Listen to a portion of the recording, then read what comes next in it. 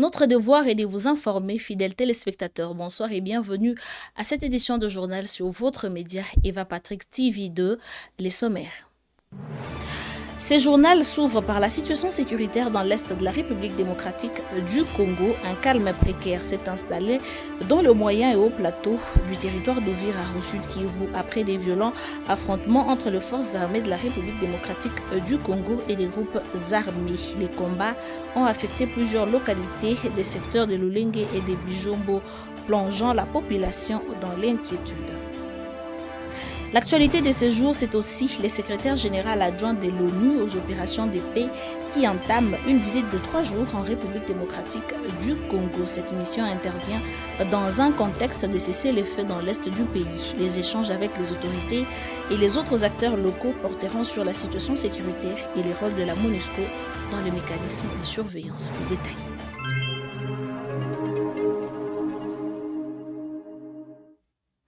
Un calme relatif est observé depuis la soirée du dimanche 8 février dans le moyen et haut plateau du territoire d'Uvira. Nous sommes au sud Kivu. Cette accalmie intervient après des violents affrontements ayant opposé les rebelles du M23 et leurs alliés appuyés par les Rwandais aux forces armées de la République démocratique du Congo. Les combats ont touché plusieurs localités et secteurs de Lulenge et groupement des Bijombo. Reportage.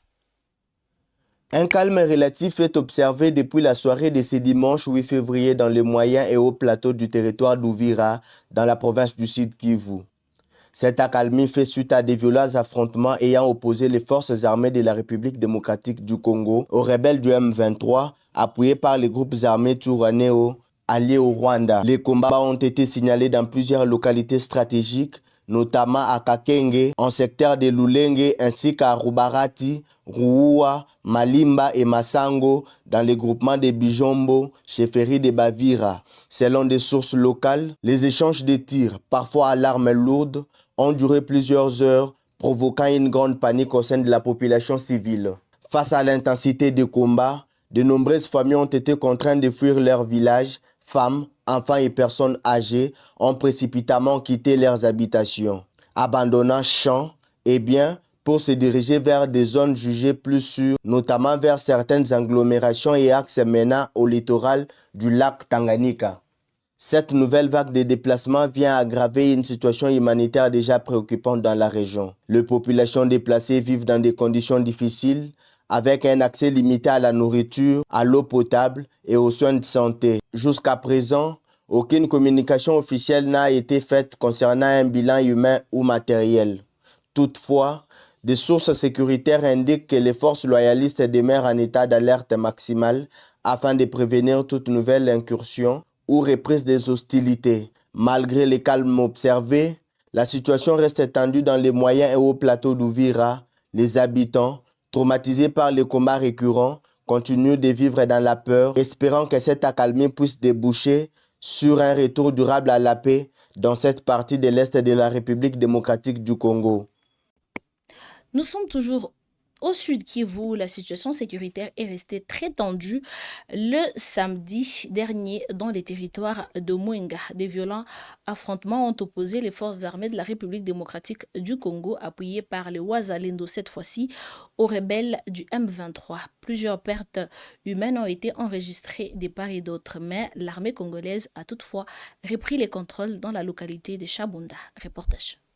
De violents affrontements ont opposé ce samedi 7 février les forces armées de la République démocratique du Congo aux rebelles du M23 dans les territoires de Mwenga au sud Kivu. Le combat, particulièrement intense, a duré toute la journée, du matin jusqu'en début de soirée. Selon des sources locales, l'armée congolaise, appuyée par les Wazalendo, a engagé de lourds combats sur plusieurs axes stratégiques. Des échanges de tirs nourris à l'arme lourde et légère ont été signalés, faisant plusieurs pertes humaines du côté de l'ennemi. Au cours de ces opérations, les forces armées de la République démocratique du Congo et leurs alliés ont réussi à reprendre le contrôle de la localité de Chabunda, auparavant sous le contrôle des rebelles du M23. Cette avancée est considérée comme stratégique dans la dynamique des opérations militaires en cours dans les territoires de Mwenga. Malgré cette reprise, la situation sécuritaire demeure tendue. L'armée congolaise, soutenue par les Wazalendo, poursuit les combats en direction de Kasika avec pour objectif de récupérer cette localité toujours disputés. Ces affrontements ont provoqué un climat de peur au sein de la population civile. Plusieurs habitants ont fui leur village, tandis que d'autres restent confinés chez eux, redoutant une reprise de combat. Dans cette partie du Sud Kivu, marquée par l'activisme des groupes armés, les opérations militaires se poursuivent, avec objectif affiché de rétablir durablement la sécurité et l'autorité de l'État.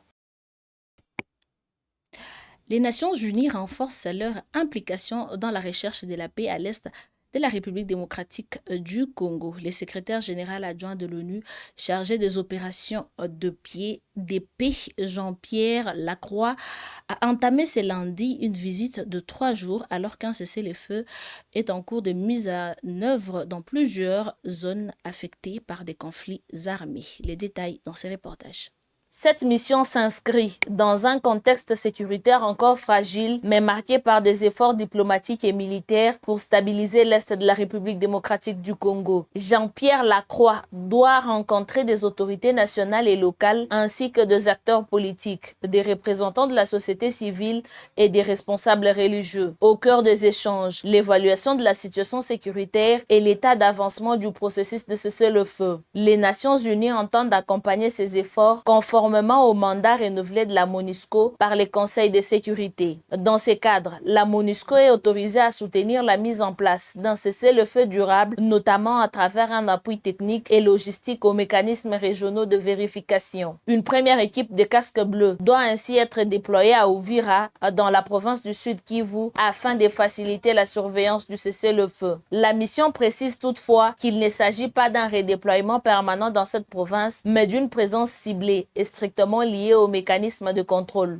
Pour rappel, la MONUSCO poursuit actuellement ses opérations en Ituri et au Nord Kivu après avoir achevé son retrait au Sud Kivu en juin 2024. Cette visite onusienne est donc perçue comme un signal fort d'accompagnement international dans une phase décisive pour la stabilité à l'est de la République démocratique du Congo. Une nouvelle attaque attribuée aux rebelles de Forces démocratiques alliées ADF a endeuillé les territoires de Lubero au Nord Kivu. Au moins 15 civils ont été tués dans la nuit du vendredi à samedi dans les secteurs de Boupéré. Cette violence s'inscrit dans une série d'attaques meurtrières qui continuent à frapper cette région. Les détails. La nuit du vendredi au samedi a été marquée par une attaque sanglante à Mabimbi Isigo dans les territoires de Bapankombe, secteur de Bapere, dans les territoires de Lubero. Des hommes armés identifiés comme des combattants ADF ont pris pour cible la population civile. Selon des sources locales, au moins 15 civils dont 2 femmes ont été tués lors de cette incursion nocturne. Plusieurs habitations ont été incendiées, tout comme des biens appartenant aux habitants, laissant derrière elle un paysage de désolation. Un rescapé parvenu à s'échapper des assaillants évoque un lourd bilan humain. Selon son témoignage, le nombre de corps aperçus sur le chemin de sa fuite serait important sans qu'il ait en déterminé les chiffres exacts. Cette attaque survient alors que la présence des ADF avait été signalée depuis plusieurs jours dans cette zone du territoire de Bapere. Malgré ces alertes, les assaillants ont réussi à frapper, semant la peur et le désespoir au sein de la population. Dès le samedi matin, des mouvements de déplacement ont été observés. Craignant de nouvelles attaques, plusieurs familles ont fui vers Njampanda et d'autres localités jugées relativement plus sûres. Jusqu'aux aires vespérales, l'accès aux aires attaquées restait difficile, empêchant l'inhumation des victimes. Dans les territoires voisins de Beni, la situation sécuritaire reste tout aussi préoccupante. Sur l'axe routier Ouachamamove, une embuscade attribuée aux ADF a coûté la vie à 6 civils dans la soirée du mardi précédent. Cette attaque est survenue quelques heures après une autre embuscade au même endroit, portant à au moins 10 le nombre de civils tués en une seule journée sur cet acte. Plusieurs motos ont été également incendiées. Face à cette recrudescence de violence, la société civile du Nord Kivu dresse un bilan alarmant. Depuis le début de l'année, au moins 63 civils auraient été tués dans les territoires de Beni et Lubero, ces derniers demeurant plus affectés. Ces attaques répétées ont provoqué le déplacement des milliers de familles vivant dans des conditions humanitaires difficiles. Ces populations hésitent à regagner leur village, désormais considérés comme des zones à haut risque. Dans la province du Congo, un projet longtemps attendu approche à son aboutissement à Kasongolunda. Les travaux d'électrification entrent dans la phase terminale, ouvrant la voie à un accès inédit à l'électricité pour de centaines de ménages. Reportage.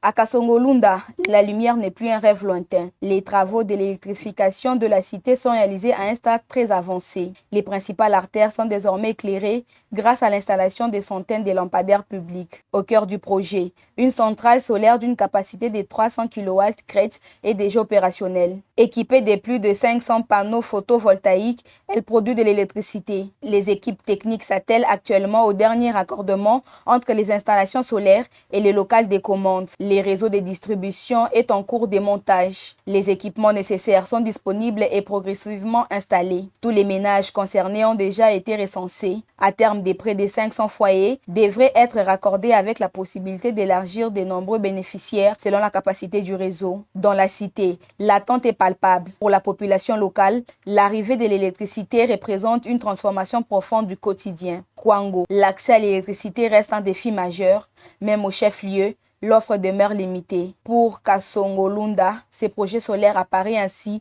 comme une avancée décisive et un espoir de développement durable pour toute la région. La crise sécuritaire dans l'Est de la République démocratique du Congo était au cœur des échanges diplomatiques ce lundi à Luanda. Le président du Conseil du Togo et médiateur de l'Union africaine pour la région de Grand Lac, Faure Ezosimna, a effectué une visite de travail en Angola sur l'invitation du président Joao Lourenço, également président en exercice de l'Union africaine. Reportage. À Luanda, la diplomatie africaine s'active autour du dossier sensible de l'Est de la République démocratique du Congo. Les présidents Faure Ezosimna et Joao Lourenço se sont entretenus en tête-à-tête avec en toile de fond la recherche de solutions durables aux tensions persistantes dans la région de Grand Lac. Au centre des discussions, la situation sécuritaire dans l'Est congolais, les initiatives de paix en cours et les moyens de renforcer la coordination entre les efforts régionaux et continentaux. En sa qualité de médiateur désigné par l'Union africaine, les présidents du Conseil du Togo poursuit une démarche fondée sur le dialogue et la concertation entre les États concernés. Cette rencontre intervient à quelques jours du sommet des chefs d'État et de gouvernement de l'Union africaine prévu à Addis Abeba. Elle s'inscrit également dans la continuité d'une série de consultations menées par les médiateurs africains dans la région des Grands Lacs. Avant son passage à Luanda, Faure Ezosimna s'est rendu dans plusieurs pays voisins de la RDC, notamment au Rwanda, au Burundi, en Ouganda, où il a achevé avec les chefs d'État sur la situation sécuritaire et les perspectives d'escalade. Une étape importante de cette mission avait également conduit les panels des facilitateurs à Kinshasa pour des discussions avec le président congolais Félix Tshisekedi. Objectif affiché, harmoniser les différentes initiatives diplomatiques et renforcer l'efficacité de la médiation africaine en faveur de la paix de l'Est de la RDC. Une dynamique consolidée récemment à Lomé, où l'Union africaine a précisé l'architecture de sa médiation placée sous l'autorité du président du Conseil des Togo avec l'appui des confacilitateurs et des partenaires internationaux. Alors que les populations de l'Est congolais continuent de payer les lourds tributs de l'insécurité, ces efforts diplomatiques sont présentés comme une étape clé vers une paix durable dans la région du Grand Lac. Mesdames et messieurs, chaque chose arrive en son temps. C'était un plaisir pour moi de vous présenter cette édition de journal réalisée par Israël Kadima sur la supervision de Jean-Archange Kambali. L'actualité continue demain avec Gloire Ngomba Kadima. Portez-vous bien et à très bientôt.